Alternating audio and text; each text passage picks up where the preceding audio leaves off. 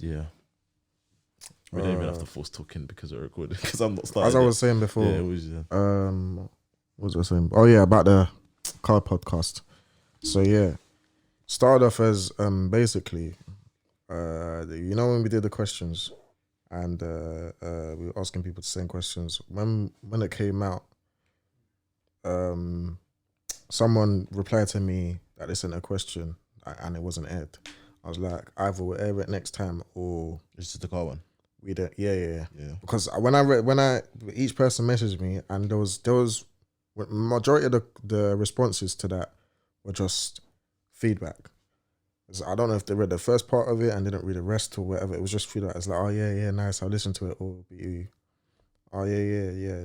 I think they just read it and assumed I was asking for feedback and didn't read the rest. But for the ones that they said the questions, we read some of them out and the rest of them we didn't. But this one sent a car question and I didn't vet them at the time. I just added all the questions onto the notes. I said, yeah, thank you for sending a question or thank you for feedback. And I added it to the notes. When we were in the pod and I read it for the first time, it was just burning me. I was like, you can't. There's no point in, because it don't make sense for me to answer the question alone. You're not asking me the question, you're asking us the What question. was the question? I can't remember, but it was something around cars. And it was like, if I was to answer this question, I could go on for about an hour just by myself. So, and that's not what this podcast is not just me, it's all three of us. So, it kind of stemmed from that to, you know what, actually, there's a lot of people that are into cars. Some of them are well known, some of them are just normal people that I would love to sit down and have we listen to should I even say the name? Half Cars Podcast? Do I? Well, I used to listen to a podcast called Half Cars Podcast. Yeah. And there's this guy called Chucky. I watch clips, yeah. I watch some of it. Well, too. A bit of it's about music in it, so yeah. I don't, but yeah, I watch bits. Yeah, because a lot of it is just nonsense about music. Chucky, that guy, he's very good at interviewing people and good at doing documentaries and stuff. He's got, and the same way you can tell the passion he has when it comes to having conversations with people. Yeah. And I feel like I have that same energy only when it comes to car talk with car people. And not Jollof after Jummah now. Should we just pack up and leave? Like, no, but you know what I mean? Like when it comes to cars. Is this your resignation, by the way, bro? Nah. I'm getting to it. Right. When it comes to cars, like I love having conversations with people about even not just conversations. When there's something like it's so mad to the point where when you see something in the news and someone's been, like, it could be mad. Someone's been hit by a car. Someone's been in a car chase. Someone's had their possessions seized and they were drug dealer or whatnot. For me, one of the main things, as sick as it may be, is what car were they driving? What car was involved? What car was like? That's like stuff like that is what gets me. So stuff like that is what I want to know. Mm-hmm. So my thing was, you know what? I would love to do a car podcast because you got the equipment. And I know some people who know people who in the industry who are into cars, or people in this car journalists, people who are known for being into cars, rappers who like cars. Some of these people I know myself, so it would be easy to set up. But my thing was the struggle for me, and I spoke about this with Ibs in the car. My struggle for me was, like, do I really want to be out there like that? Because I was thinking this car podcast thing, it would have to be on YouTube. And I'm on YouTube now, but this wasn't my choice. This was you, man. You, man, wanted to put it up. And you remember, I was initially like, why do we need YouTube? Not that I didn't want it on YouTube, but I wasn't the main one pushing for it to be on YouTube. I don't think you cannot be on YouTube as a podcaster. That's what I'm saying. Well, you can, but you can. That's a lie. It's a podcast. You listen to it. You can, but as in the nature of the what's the word? The industry of podcasting, Like, if you wanna move with the times, and do you know what I mean, not just get left behind. If you want to give your chance the best chance. Sorry, if you want to give yourself the best chance of to grow, success and growth. Yeah, it's got. And another thing is the nature of the pod as well. It's the nature of with society, this. I was like, listen, as long as there's a handful of people that benefit, man, don't care. Whereas with that, with cars, I guess naturally you want to reach out to an audience that are petrol heads as well. Yeah, so you want to reach out to. Anyway, finish. No, go ahead. No, so you want to. No, I'm talking about mine. Obviously, the way I see it is different to the way you see it. So I'm just saying. I personally, the way I saw it personally was want this podcast to get out there as much as possible. Yeah, but without that's understandable. Without compromising, obviously. But and because of the fact that it's like, firstly, just naturally, and I think we can all probably share this notion that you don't want to do anything that will compromise or whatever you want to do. Okay. You know what I mean, whatever you want to do, you want to do it to the best of your ability. Do it with 100%. But I'm talking about my mindset at the time was I don't care about views and I don't care about being out there like that. As long as people listen.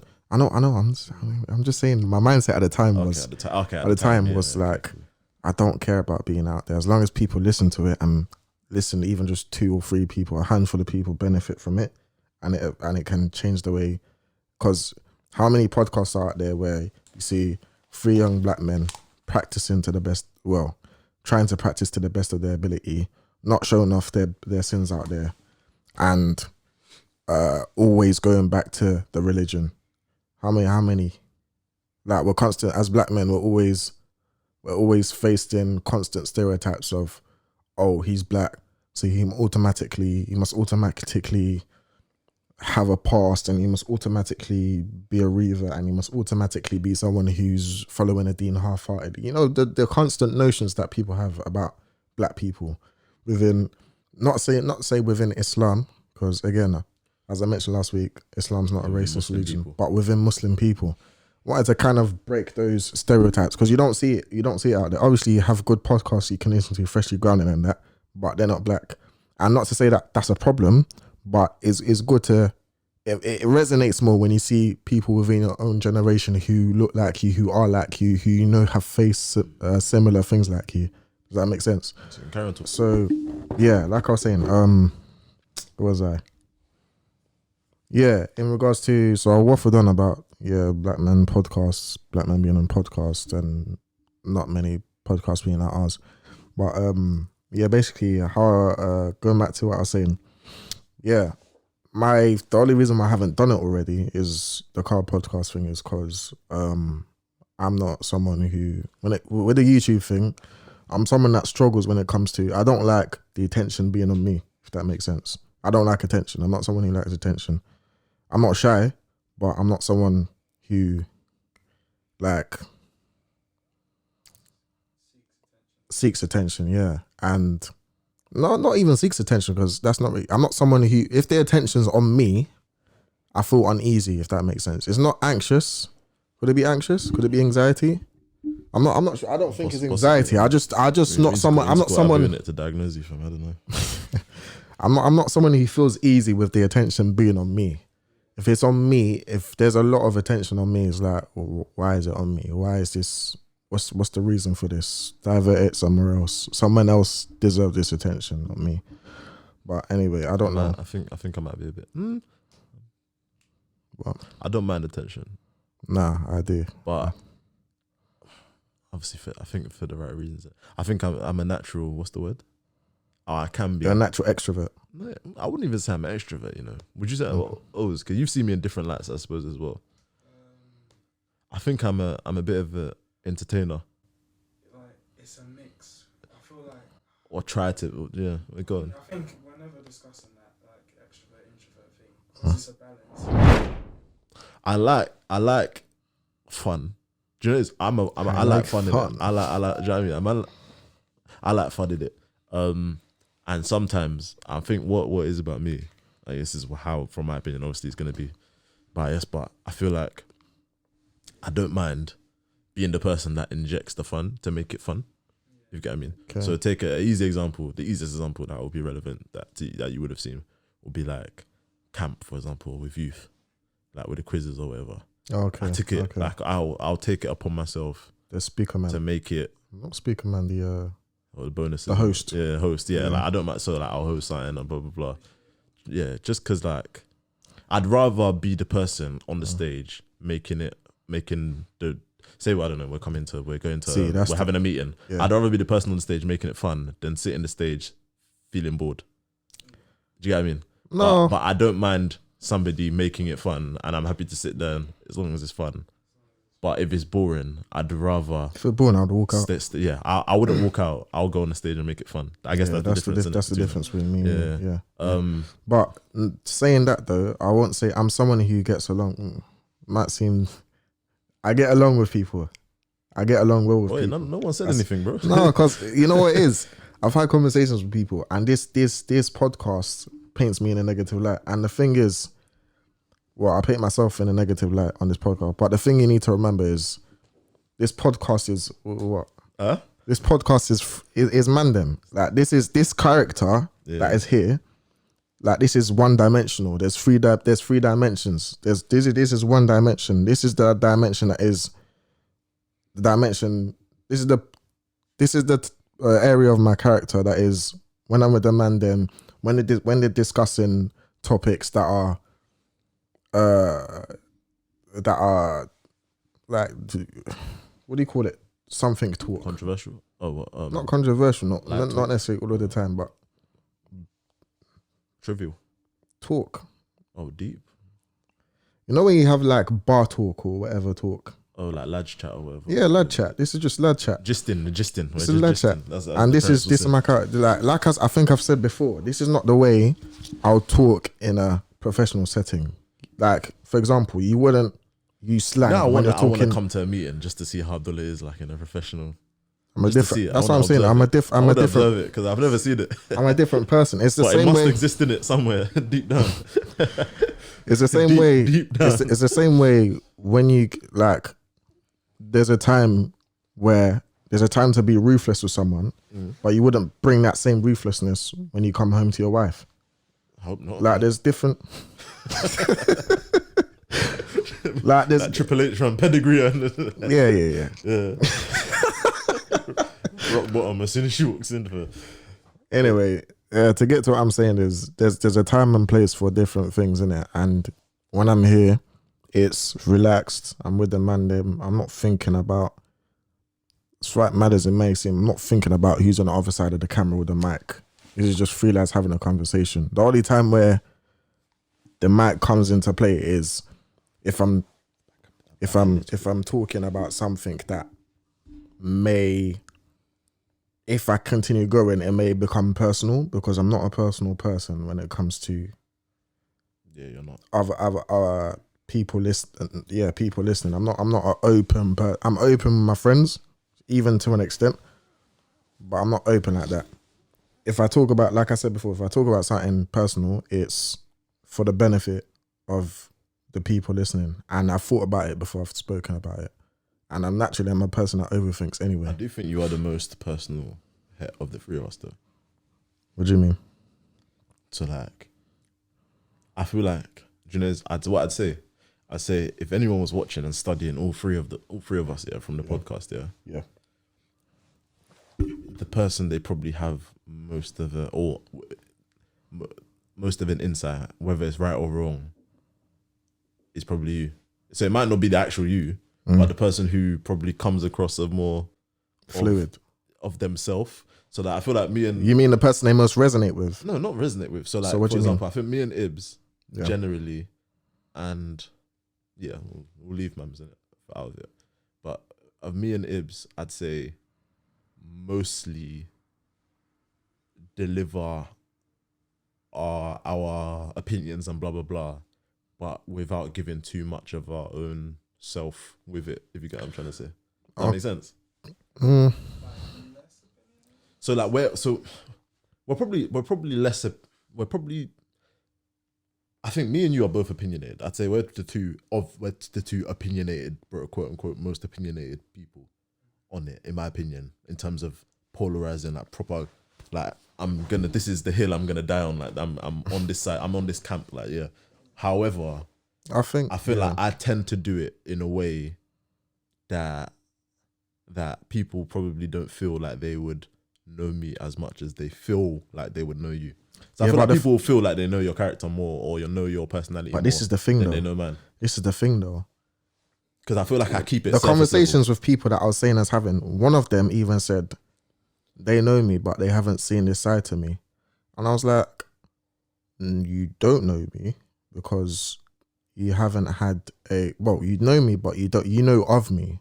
You don't know me well. Is this someone that's known you for long? This is someone that's known me from the community, but they haven't. Yeah, so they know you. They know of me, and they've seen me. They've seen me around, but they don't know me. Level, yeah, and they were like, they used to think I was someone who, I think, what did she say? She thought I was someone who was more reserved or whatever. And I was like, yeah, I am reserved. Okay. But it's just that I'm not someone who goes, and I get along with people and whatnot, but I'm not going to be the first person to speak to you. I'm not that type of person. I'm not open like you. I'm not a host, if that makes sense. Yeah. See, but that's the thing. But if you come to me, I'm a very reasonable person, and I'm very welcoming. I'm very. Yeah, you are. I'm just. Dare I say, I'm just a calm guy. I think what they'll say is you wait. But the thing is, if you think you can take the piss, then you're in trouble. If they think they can take the urine, then they're in trouble. Yeah. Okay, cool. The urine. Basically, if you scratch my back, I'll shank your back. Whoa, that's it. Well, I've never heard that straight in my life. I'm a calm guy. You scratch my back, I'll shank your back. Straight. This is the thing. I'm a calm guy. You said, who's that, Shakespeare? Huh? Is that Shakespeare? Or Abdullah. Is that from Othello? I think that one was, isn't it? Thou shalt not. Anyway. Boy, I don't know what to. Anyway, so that's been episode 20. Anyway, what I was trying to elaborate to you is, I believe I'm a fair guy in it. I'm a calm guy. If we get along, not even get along. Remember we were having that debate, and I think it was, I'm not going to say his name, but someone related to Abby. Okay. The listeners don't know who's related to Abby. He knows who he is, isn't it? And that guy, this is a personal message, yeah. I'm coming for you, innit? When you went, anyway. One of the man said, they don't believe, because we're talking about kids, and can your kids friend call you by your first name? And obviously, as Nigerians, that's a big no-no. Yeah. So you calling your uncle by his first name, uncle, not as in, but your father's friend. And it got to him saying that respect is earned. And I was like, I totally disagree. I feel like, and this is what I'm going to teach my children as well, every single person, every single stranger deserves a level of respect. It either increases or depends, depending on how they treat you. Yeah. So if someone disrespects you, then you're going to hold corn. But if you come to me on a calm level, and you come to me with respect that I deserve as a stranger to you, the same way you deserve respect from me, having never met you, or this being our first interaction, then all is good. I have no reason to disrespect you. Yeah. And it doesn't matter what age, young, old, children, elderly. I'm very big on principle and being principled and respect. I will never disrespect anybody that hasn't disrespected me before. That's just how I am. And I'm very honest. Not a single person can ever say I've cheated them or I've lied to them or whatever. That's why maybe my personality comes out on the pod. You know what I was gonna say? I feel like I got a better way to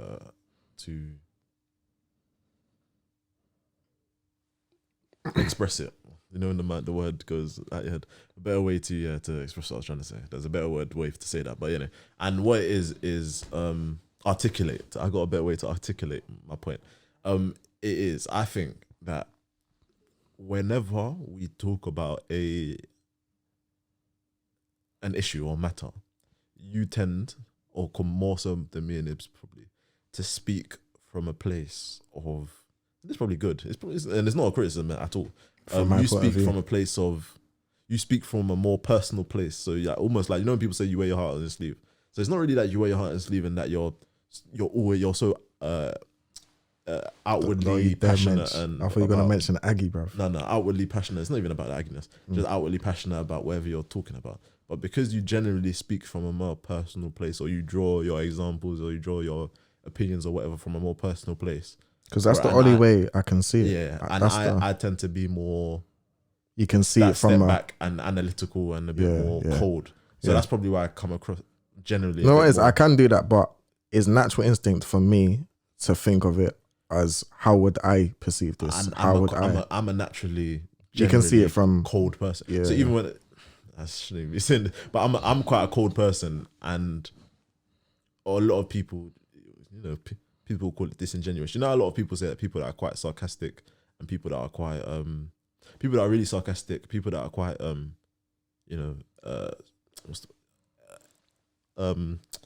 extrovert often are the type of people that are like sociopaths, because there's a way of it's almost like sometimes when you have lots of psychological or manipulative or whatever tropes that we're able to control emotions in people, so you can make people laugh, you can make people sad, you can make people happy, you can you can be quite, how to work a room.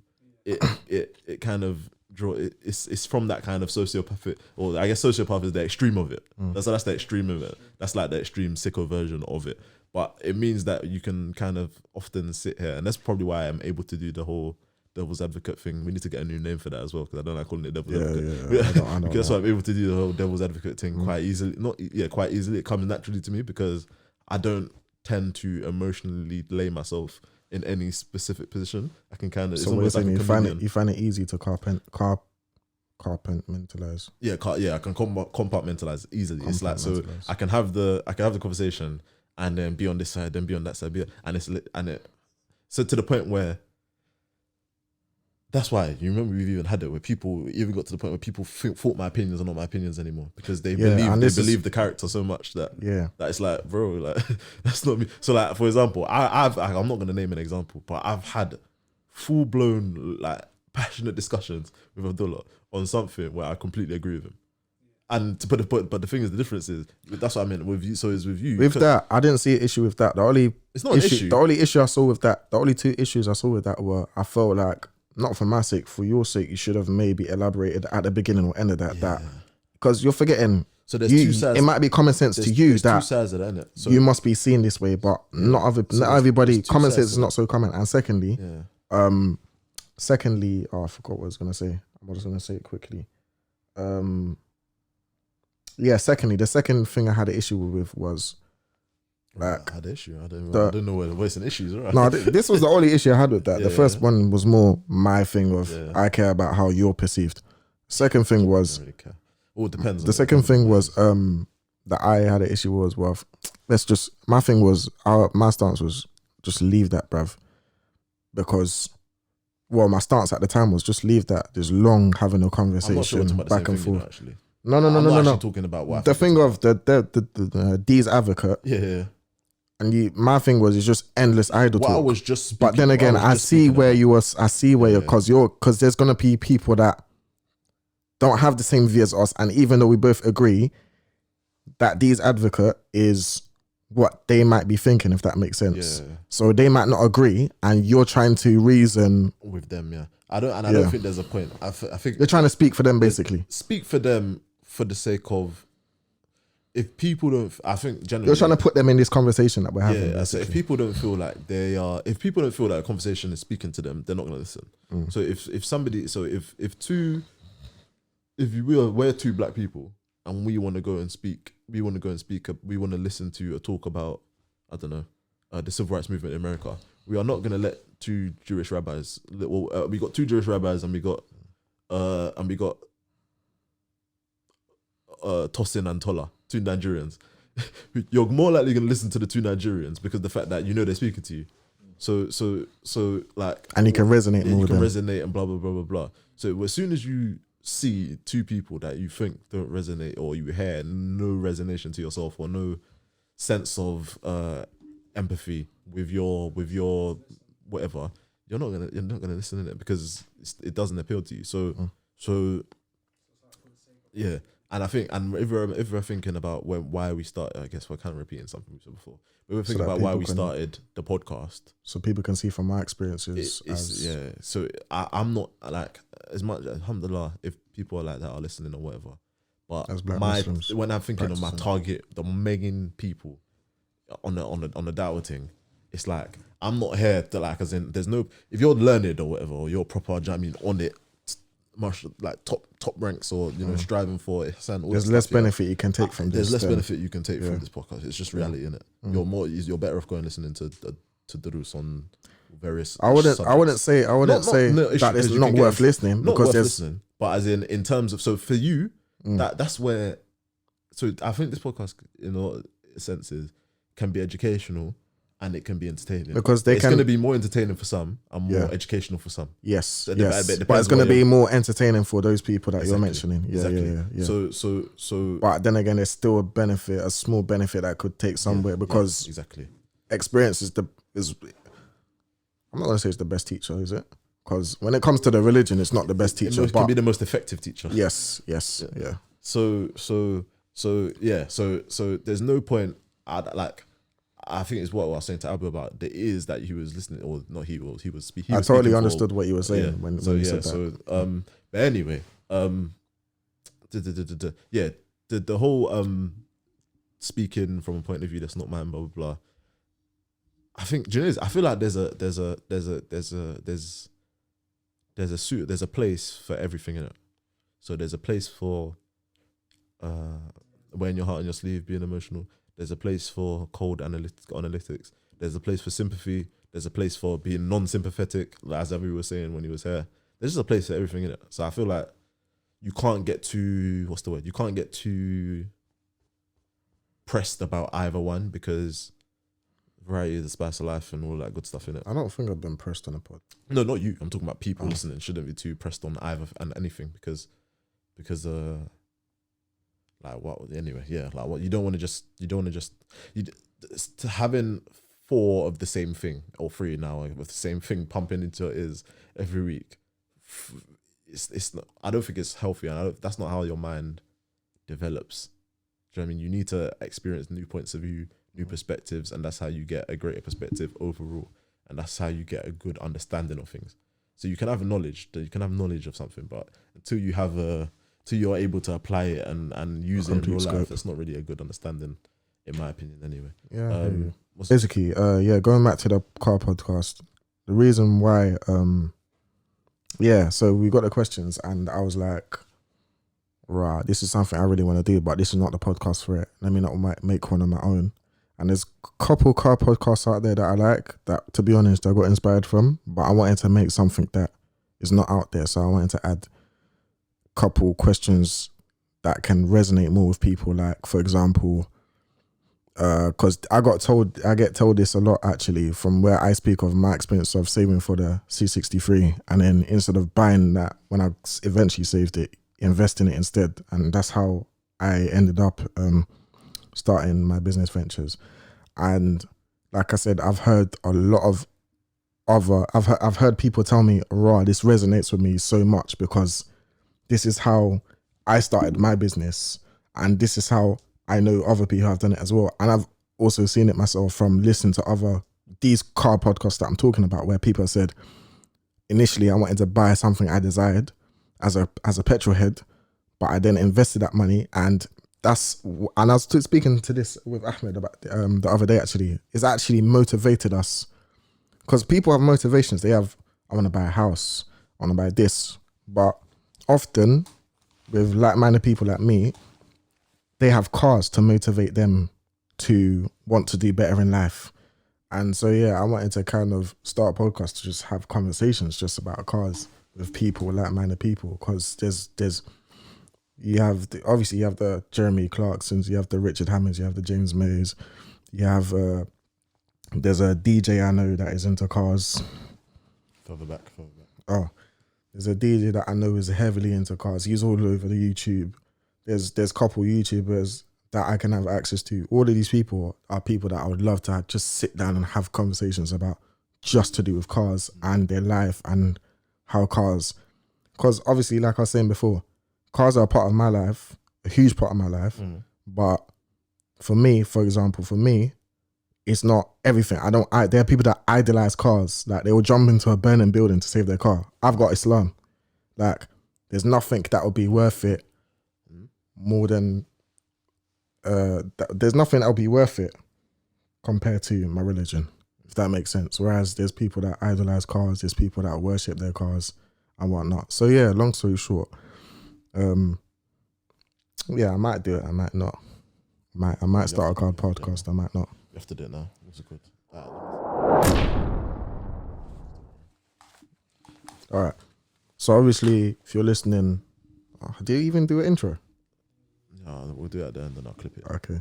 So obviously, if you're listening, Ibs can't make it today, but we're gonna get him on the get him on the pod virtually. Huh? That's a useless guy. No. It's for a good reason. Alhamdulillah. You can hear him on the headphones, yeah. Yeah.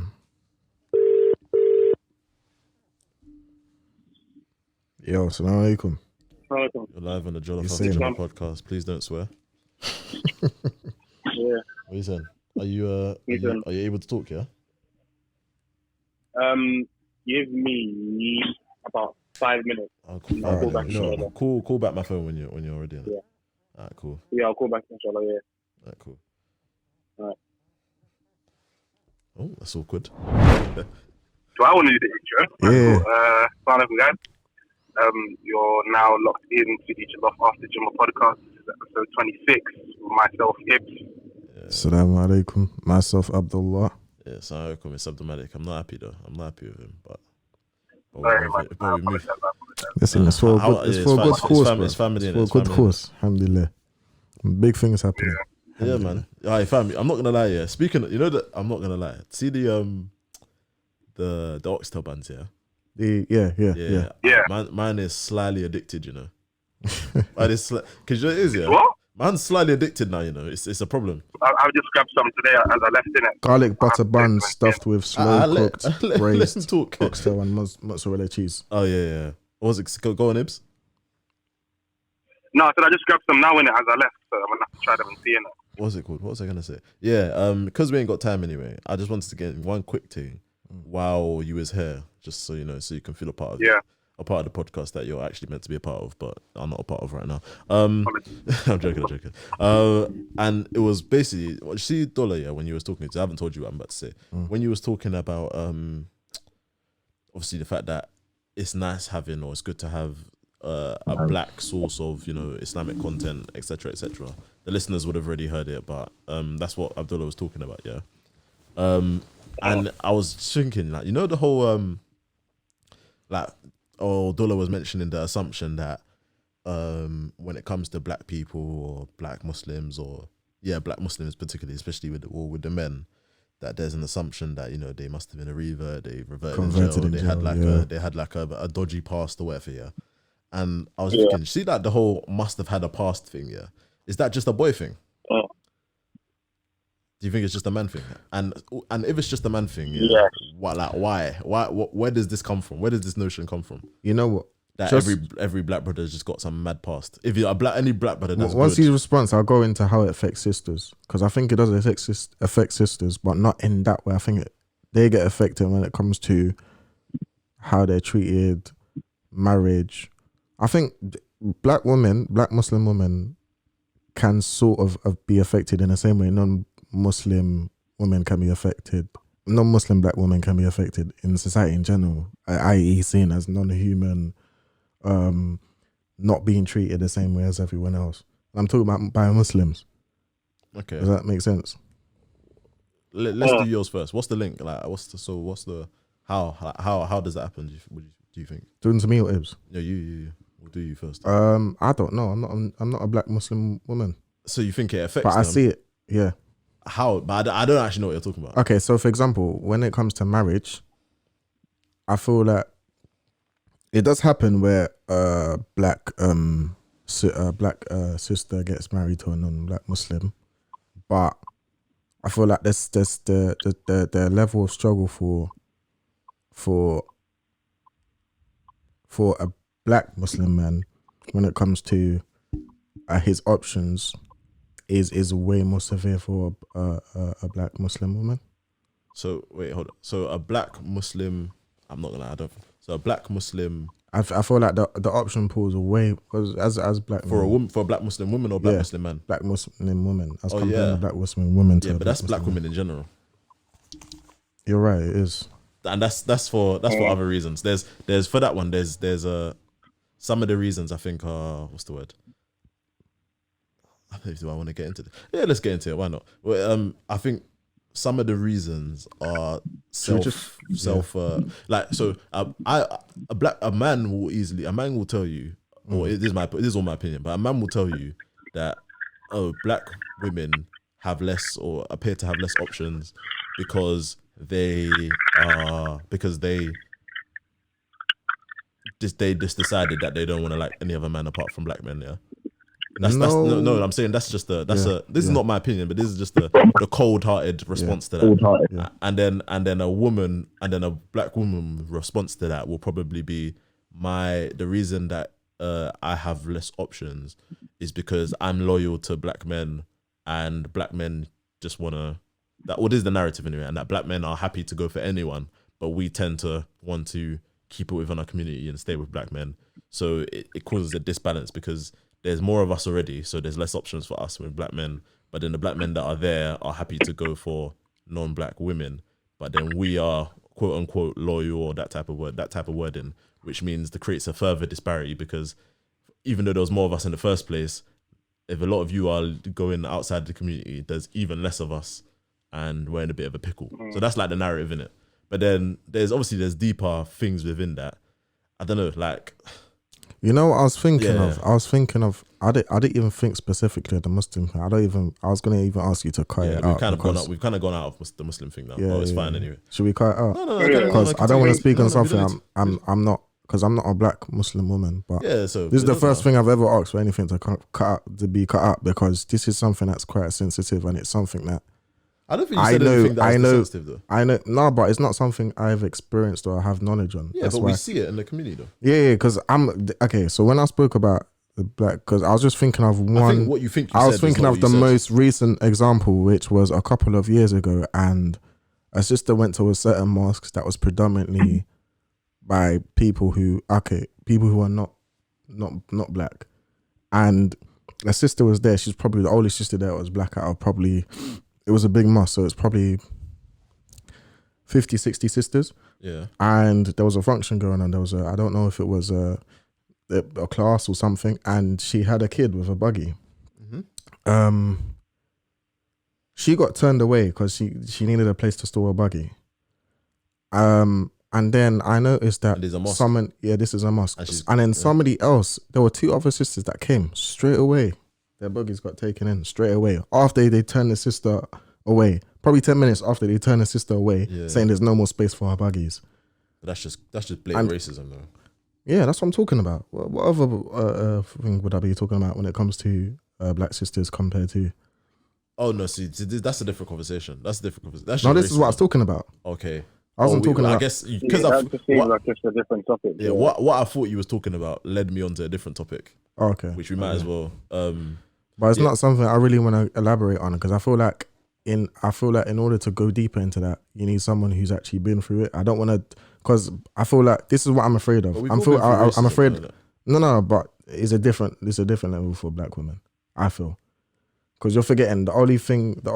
I don't want to say it this way, but I feel like the only thing you can be worse than a black man in this society is a black woman, and then the only thing worse than a black woman is a black Muslim woman, and then the only thing worse than a black Muslim woman is a black disabled Muslim woman. Yeah.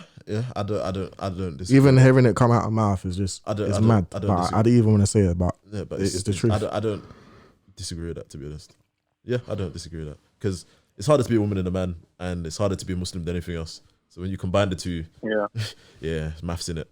But just touching back on, go on. I think to kind of answer your question, yes, I do think it is just a thing with men and people assuming that you have a bad past. Sorry, bro. One second. Have you got earpods or something? Because I'm using them right now. Is there any way you can aim them towards your mouth or something?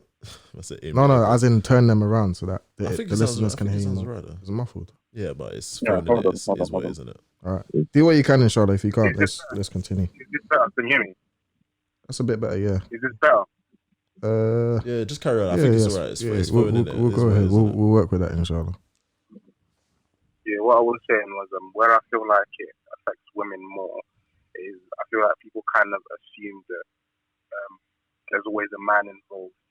That being that maybe they've married a Muslim, they've reverted for the sake of a man. That's where I feel like it affects women, black women specifically, and people just assuming things about their past. I think people always just assume that there was a man involved in their decision. And they're becoming. So you're talking about revert specifically? No, black women. No, so you mentioned that black Muslim women. Yeah. So I feel like if people are going to assume that they were a revert, they would assume that there was a man involved in their decision. Okay. Yeah, that's what they would assume. Yeah. So I don't think it's So I think the whole and are there negative connotations attached to that? Would you say? I would say so. Yeah. Almost like their Islam's not as valid. Like they're doing it for the man. Yeah. Definitely. Or that they're tainted. Yeah. Not to say, and I wanna, because I've said this before, and I'm gonna continue saying it. Not to say that there's anything wrong with being a real. Our producers are real. There's even the way I said that, it's like, oh, my friends are black. I don't even want it. As in, like, why would there be? It doesn't to me? I don't think it's even worth discussing because why would there be anything wrong with a revert when 100%, we're here like literally advocated Islam, so why would we not? Yeah, it's just dumb. Like it doesn't make sense. I just had to make sure. Because I hate the thought of anyone even thinking, or even because there are people that legit. The religion was built on reverts. So the thing is that sometimes you even find that it's the reverts that practice the religion better than us that were born into the religion. 100%. The ones that are teaching. Well, the Sahaba in a sense. Because they get to a stage in that point where they realize that. Yeah. But yeah, as I said, I don't when think they get to a point in life where they kind of realize that, I don't know. Whereas, for us, it becomes the norm. Being Muslim, us being born in the religion and going through it as children, it becomes the norm. Whereas people that revert to the religion, alhamdulillah, you can literally see the shift in their behavior. Yeah. And because they've become a Muslim, they want to make it known that they've changed their life. And 100%. That's how you normally see that. A lot of the time, it's reverts that actually practice the religion better than us that were born into it. And it's reverts that cause other people to come to Islam, because you're forgetting they've come from Jahiliyyah, and they've got people around him probably who are most likely not Muslim, and then those people see how Islam has affected their life, and they're like, raw, I want something to affect my life. They've got two perspectives to call on. Yeah, definitely. Whereas we only have one. Or people that are born into the religion. Definitely. They've seen the way Islam has affected their friend's life when they reverted, and they're like, boy, I want something in my life. Because how many people do we know where they're searching for Islam in different ways, but they just don't know that it's Islam? Yeah. So they've seen that, and they're like, I want something to affect my life the way it's affected his life. Okay, I'm intrigued. I want to study that. Like, what is that? And then eventually, Allah will guide them. Inshallah. All right, going back to the thing else. So like with the whole backstory thing, yeah, I do think that, in my opinion, I think it comes from a place of like, and there's a lot of factors that have caused this, but I think when it comes to black men, essentially, I think there's an assumption that we are all criminals. We're all ex-criminals. Or just like as it not all harsh criminal, like so like kind of just a bit, just barbaric. So that whenever toxic you're doing masculinity, whenever you're doing something good, it almost seems like it comes from a place of not being good. But then the thing is, I think what people do to kind of feed into this, and there's a problem with our society, is that, or I think is that in our culture, or society, modern day, everybody loves a story. So it's like good is almost not seen as good unless it came from bad.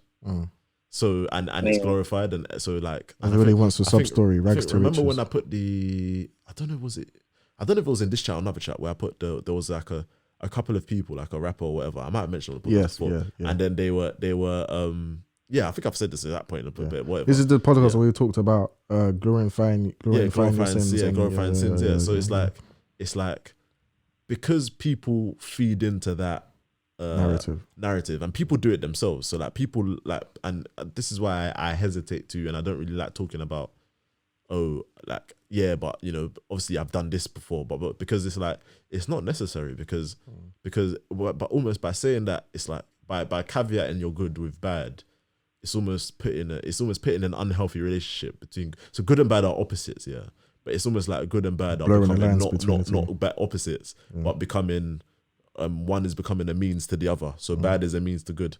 So me, I was selling drugs to get my mum out. Selling drugs to get my mum out of the hood, or you know, doing this. Do you know what I mean, all of these stories that people love and looks good and it makes a good film and stuff. Yeah, it just kind of it does kind of poison our society, because it means that young people are. It means that young people. It decreases the severity of the sin. And also, look what Abu was saying again with the whole like with the zani and the fornicator the fornicators that being almost labeled as in they should stick to themselves. But then we're in a society where it's like you're not allowed to judge, which is fine, and everybody should be judgmental, but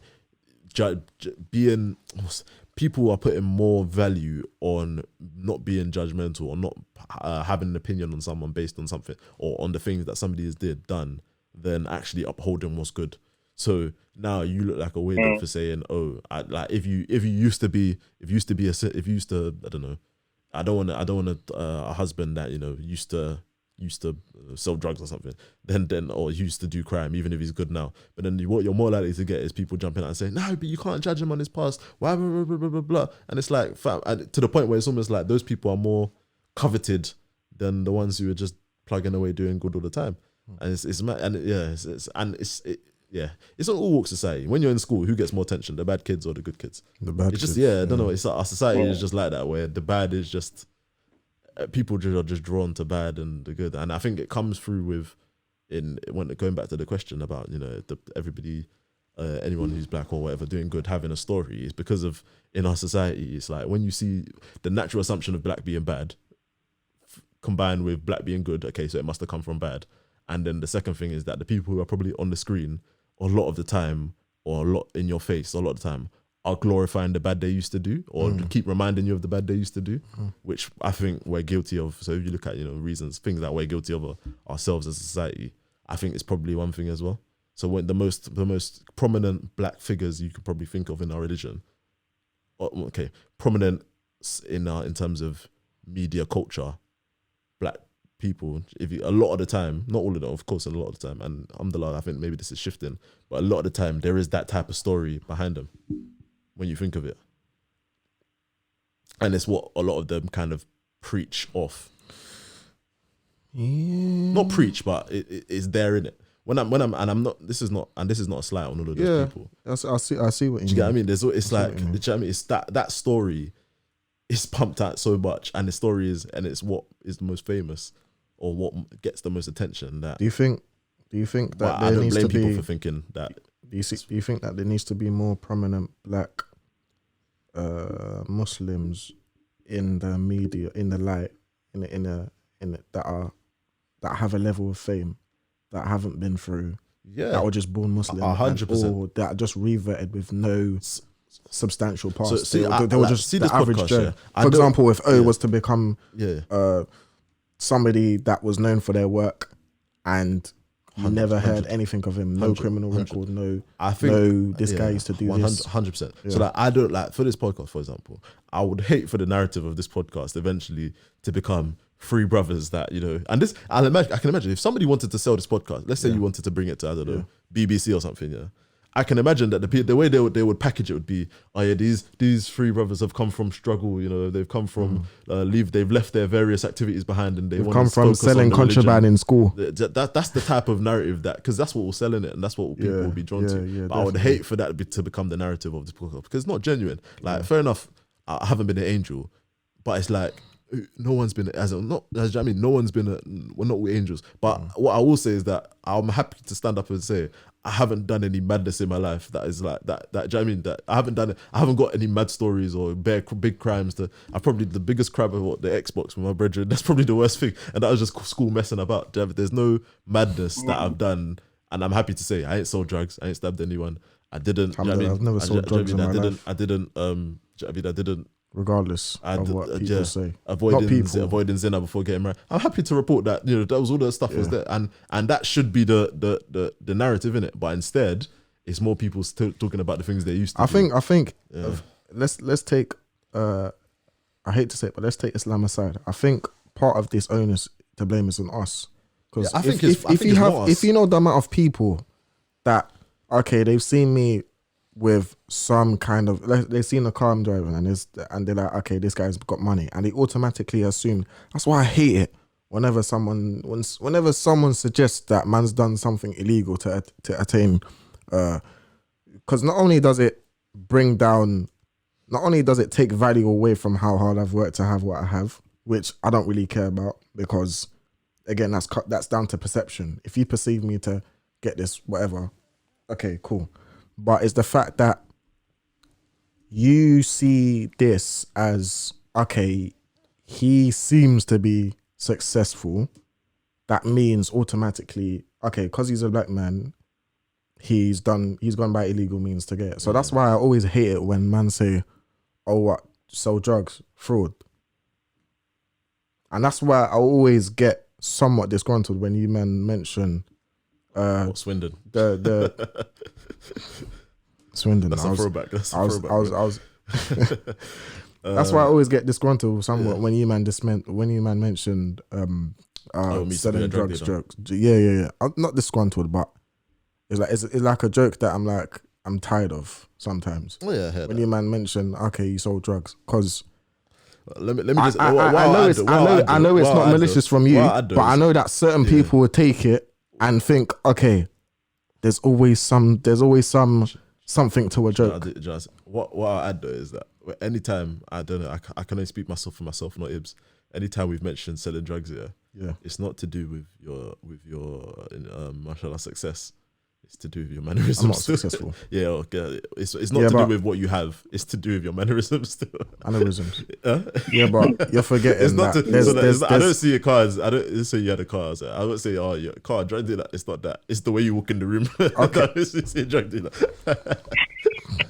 What's the way I got to walk in the room got to do with me? What, black gloves, long black coat, briefcase. Drug dealers wear drug deal. You've been watching too much Power, bro. The drug dealers in the UK, what are you starting from? Bruv, they got pouches and they got. Starting from? What's in your pockets?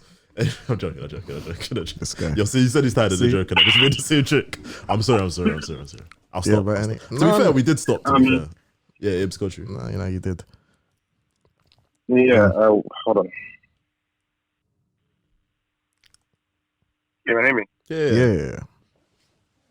Yeah, I think what you were talking about, the people having more prominent black figures on social media to kind of look up to. I don't know. I'm still kind of between two minds. I don't know if I agree with that. I feel like you people said. I didn't say this. I asked. Oh, you did? Okay, fair enough. Yeah. People because then there's the whole thing of fame, and fame is very. Yeah. That's one of the main reasons why I don't want to do the podcast. Yeah, go on. It's dangerous. Yeah, that's what I'm thinking of. But people love a story, innit? And because society in general, just everything is just people. I don't want to say fake, but people just aren't genuine nowadays. So like you said, people buy into something and they'll package it in a certain way because the story sounds good.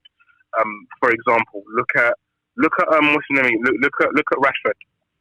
And the whole campaign he's running now with providing kids with food in it, and a lot of that comes from the story of being a kid who struggled with that and then turning his life on, becoming a whole player. A lot of that is attached to his story, and people love that. Nobody wants to hear that. Oh, these are just, I guess, three brothers that are just practicing religion in the best way. No one wants to hear that because it's not interesting enough, innit? It's not That's why you don't hear about these stories. How many people do you know? Yeah. But what are middle class, black. Do you remember I said it? You don't hear about it.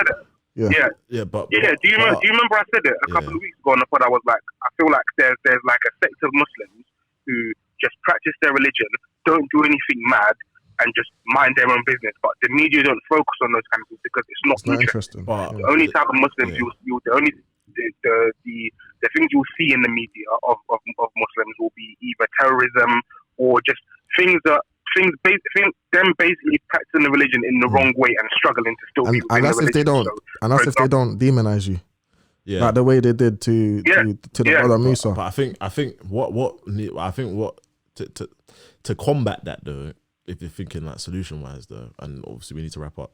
But I think if you by not speaking out, but by offering an alternate narrative, I think that's important. I think that's very important. And secondly, just like, well, not warning, because another thing is, by the way, I think there is definitely a place for those type of narratives as well, because those narratives resonate with a lot of people. So there's a lot of people that those narratives resonate to, and there's a lot of people that just like the story. And well, we're talking about. I think we're talking about now. There's already enough of those narratives out there.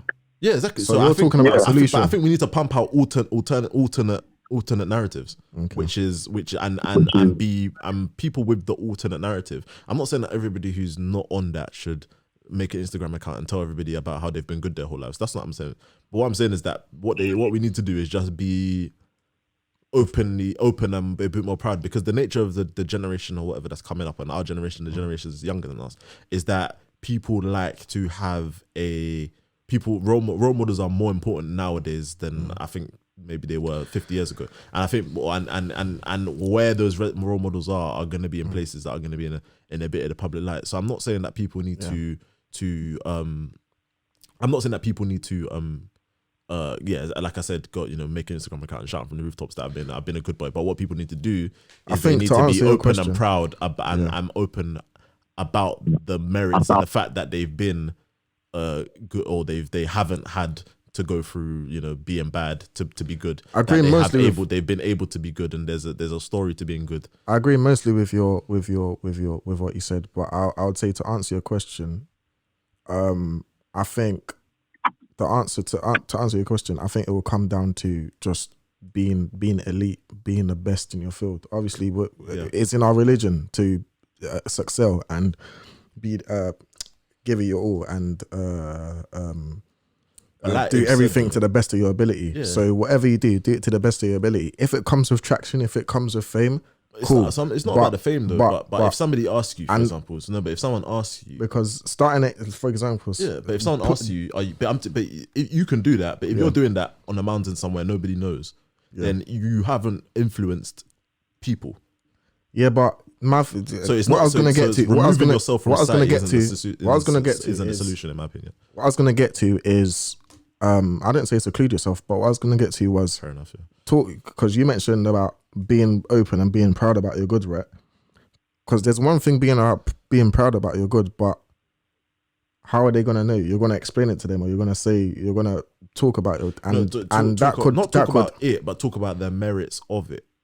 My thing would be, if you're going to talk about the merits of it, I think it will be to say, okay, this comes back to Islam. If someone asks, why did you do an act that you did that was good, then bring it back to Islam. But to say, I did this and I did that, is dangerous, because that could fall into... As I said, don't make an Instagram account and shout. Don't do that. I'm definitely not saying that. But it's just more of a case. It's just more a case of just the that story, just having something like that, for example, this, and not being able to actively avoid doing that will I think will serve to combat that narrative. Not that that's a bad narrative, by the way, and I want to emphasize that again. It's just that shouldn't be the only narrative, and it's dangerous for people to glorify that as the best of narrative isn't good, because sins are sins, in it, and you're gonna have to atone for them. I think it's a very tough one. It's a very tough one. I see both. I think what we're doing right now is enough. Just podcast exactly. in itself. podcast in itself is enough. We're not. This isn't necessarily a podcast about any one of the three of us. It's just about what we've kind of been through as young black Muslims in the UK. We're not making an attempt to. We're not making an attempt to glorify any one of the three. Just about kind of, I don't want to say the struggle, but yeah, just about our lives in general and our take on things. So kind of mediums are the kind of things that we should, inshallah, I guess, try and push out so that narrative doesn't have to be the only narrative that's in the media of just young black Muslims that have been through the struggle to get to where they are. It's not necessary because we're here basically. Like, look at us instead. Do you know what I mean? So this is kind of, I think, one of the best things that we can do. I wouldn't say look at me. But Well, the camera's on, bro. Not necessarily look at me. But once you're speaking, what you're saying. What I mean is, I don't mean look at me. What I mean is, there are different stories out there as well. Definitely. There are different stories. It's not just one narrative. And that's why we're doing this. I totally understand. Yeah. Alright, cool. I think that's a good place to leave. Jazakallah khair, Ibs, for attending. I'll let you go in. You'll see them and them back together next week, inshallah. Inshallah, yeah. Yeah, we'll leave it there. We'll leave it there. Yeah, man. That has been a heavily. As I'm said. What was it? I apologize. What was it? No, I was saying to an outro, innit? Listen to the Jollof After Jummah podcast. Oh. Get your friends to listen to it, get your family to listen to it, and just I guess let kind of people know what we're about. 100%. And they don't all have to be young black Muslims that have come from the trap and then started practicing it. It doesn't always have to be that way. And that's all society as well. In your non-Islamic ventures as well. Same thing. You know what? In fact, thank you very much, people, for listening to the Jollof After Jollof podcast. That's been episode 26. I'm gonna remind you again, please, leave a comment. They help us a lot. All the things I said last week. Set yourself a target to have a comment or review if you love us for the sake of Allah anyway, to try and get the podcast out there. But yeah, man. But once again, the fact that you're listening is we're grateful enough for that as well, and I don't want people to forget that as well. But yeah, man, that's us. Assalamu alaikum wa rahmatullahi wa barakatuh. Assalamu alaikum.